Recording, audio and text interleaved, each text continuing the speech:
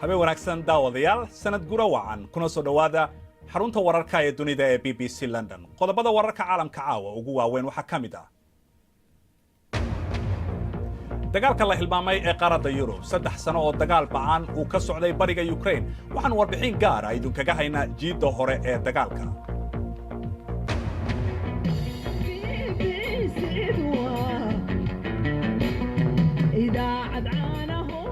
iyadoo laanta af Soomaaliga ee BBC-da ay maanta u dabaaldegaysay sanad gurada 6aad ayaa tartanka gabayada ee gabdhaha da'da yar waxaanu kaga soo warrami doonaa xaflad weyn oo lagu maamuusayay oo caawa ka dhacday magaalada Hargeysa.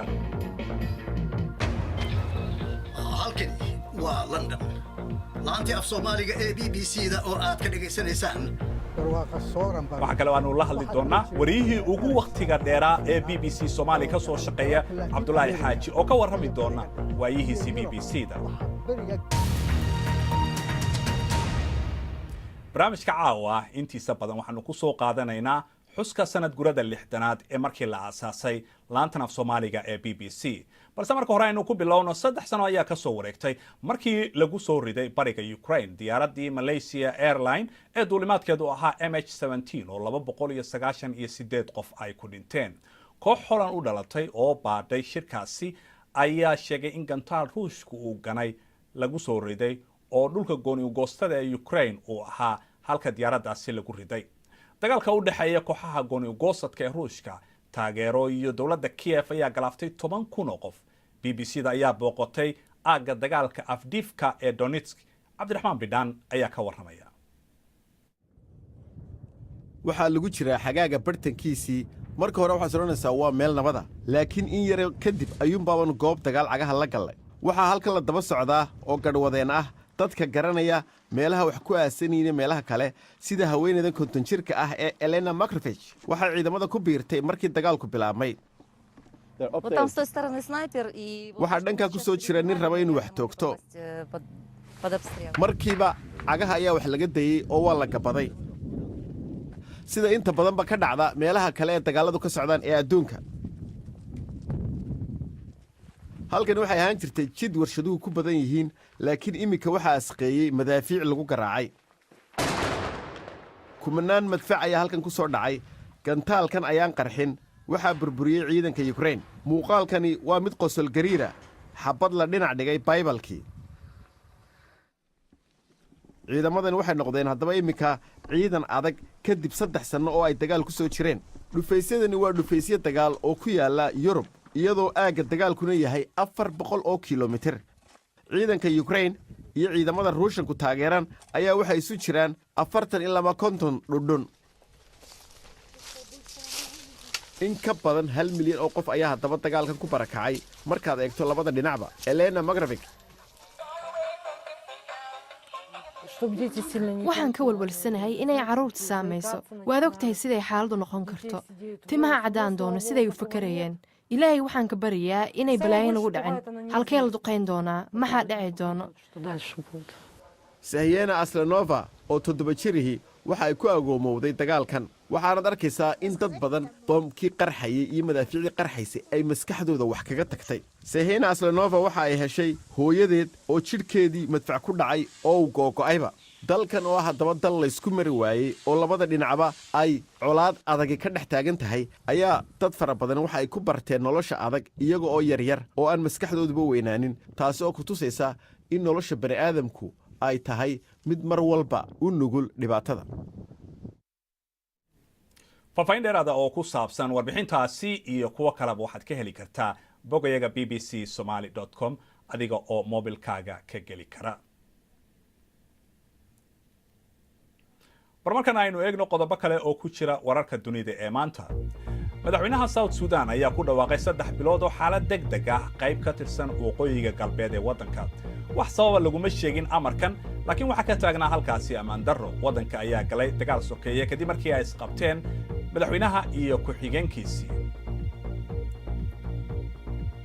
wasiirka arrimaha dibadda ee Iiraan Maxamed Javad Zarif ayaa sheegay inuu rajaynayo in dagaalka ka socda Yemen aanu keeni doonin in ay si toos ah isaga hor yimaadaan Iiraan iyo Saudi Arabia. Mr. Zarif waxa uu sheegay in kastoo labada dal aanay isku si u arkin dagaalka Yemen in ay haddana ka wada shaqayn karaan sidii loo soo afjari lahaa colaadda waddankaasi Yemen. nabadgelyada ayaa aad loo adkeeyay gobolka Oromada ee Ethiopia kadib markii ay dadku ka banaan baxeen canshuuraha oo la kordhiyay ganacsiyada $4,000 ay soo gasho sanadkii. laba gaari oo dawladdu leedahay ayaa lagu burburiyay magaalada Ambo halkaas oo ah meeshii dibadbaxyadii waaweynaa ee mucaaradku ay ka bilowdeen sanadkii 2015. warbixin cusub ay soo saareen Jarmalka ayaa sheegaysa inay suurtagal tahay in xadgudub loo geystay wiilal tiradoodu gaarayso 500 oo kaniisadda Katoliga ku jiray. warbixinta ayaa sheegaysa in iskuul kaniisadda ay lahayd ay ka dhaceen 67 xadgudub oo galma iyo 500 oo kuwa jismi ah oo loo geystay wiilal. arday hore oo iskuulkaasi dhigan jirtay ayaa waxa ay meesha ku tilmaameen sida xabsi oo kale. laanta af Soomaaliga ee BBC toddobaadkan waxay u dabaaldegaysay sanad gurada 6aad ee ka soo wareegtay markii la aasaasay. waxay ahayd 18 bishii July sanadkii 1957 oo ku beegan maanta oo kale oo Talaado ah. haddaba xaflad aan ugu talagalnay sanad guradaasi oo aad u ballaarneed ayaanu galabta ku qabanay iyo caawaba ka socota magaalada Hargeysa. xafladan waxa ka soo qayb galay dadweyne iyo madax iyo wariyaal BBC-da horey uga soo shaqeeyay.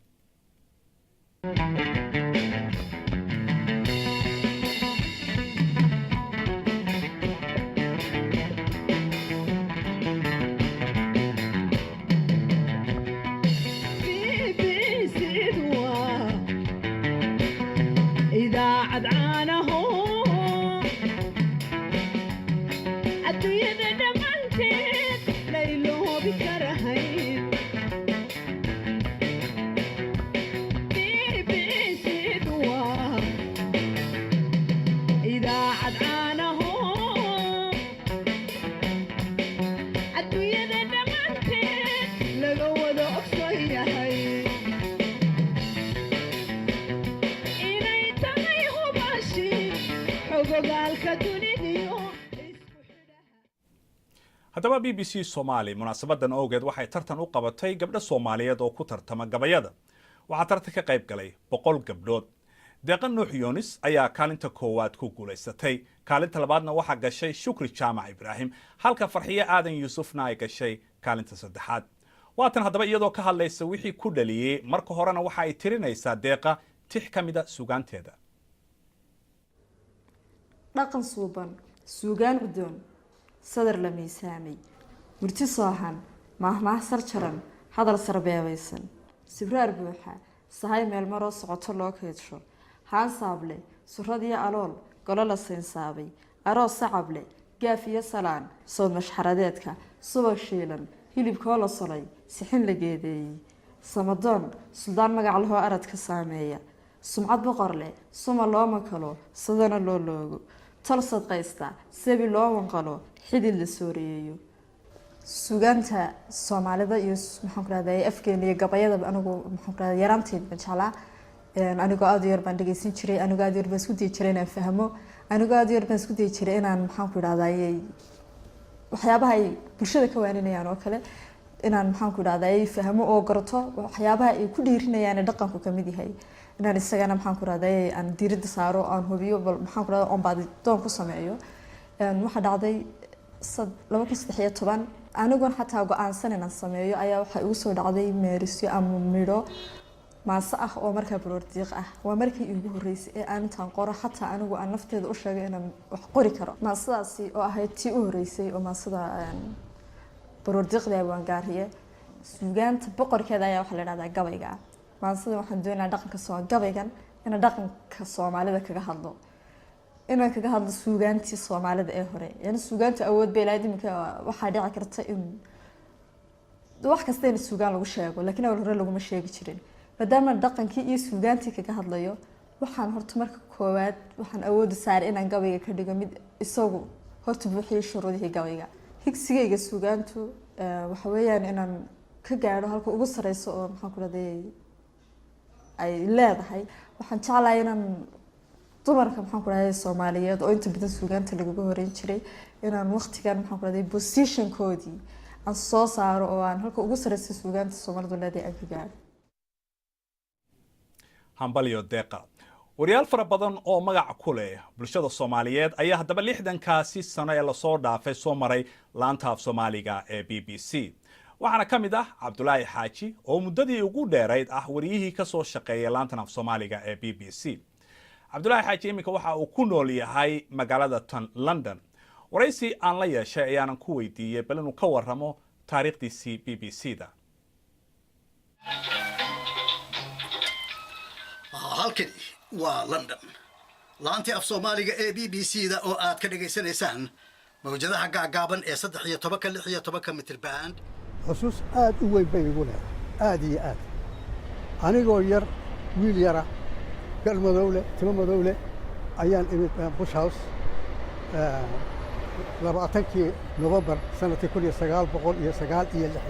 waxaan ka hadalnay dawladdii kacaankeed militariga inta badan ma jeclayn BBC-da waraysiyo kulkulul baad ka qaaday inta badan oo weliba hogaamiyihii kacaanka Maxamed Siyaad Barkaad ka qaaday waa run anaa ka qaaday shaqa la iigu diray muxuu ahaay Muqdisho laakiin ma aanan filaynin saraakiilna in la toogto Soomaaligana in la qoro muxuu ahaay jaamacadda carabtana lagu biiro waqtigaasi intii aan halkaa joogay bay dhaceen marka waraysi baan weydiistay madaxweynaha markaana dee waad iska garanaysaayo xasaasi bay ahayd arrintan nimankan la toogtay aad iyo aad xasaasi bay ahayd marka nin madaxweyne ah oo arrintaa ka hadli karayay markaas ma jirinba xataa maxamed siyaad barre qulladiisa dhibaatay ku ahayd baan u malaynayaa markii aan u tagay weydiiyey nimankaas la toogtayna waxbaan kaa weydiinaya wuu diidi kari waayey marka waxaan weydiiyey 3 su'aalood baan ka xusuusnahay su'aali waxay ahayd madaxweyne dadka Soomaalidu uma baranin xukun military goormaad xukunka wareejinaysaan oo aad ku wareejinaysaan dadka rayidka su'aasha kale waxay ahayd shalayto daraato waxaad toogateen 3 sarkaal oo ka tirsanaa ciidamadiina saraakiishiinii kacaanka weliba Salaad Gabayre uu hogaaminayay Generaal Salaad Gabayre maxaad nimanka u toogateen oo u disheen hadday khalad galeen maxaad u oran weydeen wax weyn wixii ay noo soo qabteen kacaankii ay naga soo halgameen ayaa ka weyn waxaasoo dhan marka waan saamaxaya maxaad u oran weydeen waxaa jirtay in laanta af Soomaaliga BBC-da ka sokow in dadka aad xog siisaan oo akhbaar u soo gudbisaan in sidoo kale dhinaca luqadan ay ahayd meel wax laga barto erayo badan oo aad curiseen oo adigu ku dhaadaa samaysay baa jira waxaan ku ereyga aan bilaabay inaan tarjumo oo af Soomaali aan ka dhigo wuxuu ahaa the Commonwealth waxa weeye dalalkan maaragtay Ingiriisku madaxda ka yahay ee isu tagay Asia Africa kale marka waxaan iri taas barwaaqa sooran baan u bixiyay waxaa kaloo jiray erey isna aad u fiicnaa oo yacni dalalka Latin America iyo bariga dhexe iyo Yurub waxa bariga gilgilay waxa weeye waxaan la yidhaaho mukhaadaraadka duraagada marka diraagadii maxay noqotay af Soomaali maxay noqotay dad badan oo baa ku dhageysanaya aan af Ingiriisiga garanaynin marka waxaan iri war maxay idin la tahay haddaan idhaaho maandooriyaha Cabdulaahi Xaaji aad baad u mahadsan tahay bal ka waran haddii sida shimbiraha kale aad u duusho ma ka dhigan kartaa hiwaayad ama balwad baarashuud inaad ku duusho nala daawo sawiradan cajiibka ah ee laga soo qaaday tartankii caalamiga ahaa ee lagu qabtay waqooyiga Talyaaniga 150 xubnood ayaa ka soo qayb galay oo 50 ka yimid 50 dal oo kala duwan wararkan iyo kuwii ugu dambeeyay waxaad kala socon kartaa oo aad ka helaysaa boggeena bbcsomali.com idaacadina inta ayaan ku soo gabagabaynaynaa caawa waxaan idin leenahay sanad gura wacan waad mahadsantihiin